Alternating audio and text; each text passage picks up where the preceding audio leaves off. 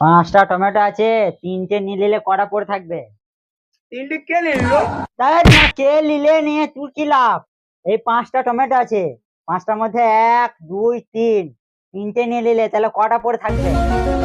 ছটা ছটা। দেখ প্রকাশদা, আর একটা কি তুই ঘাট থেকে আসছে? আমার টমেটো বড় ভালো লাগে, আমার বড় আলু ভালো লাগে। कौन है ये लोग?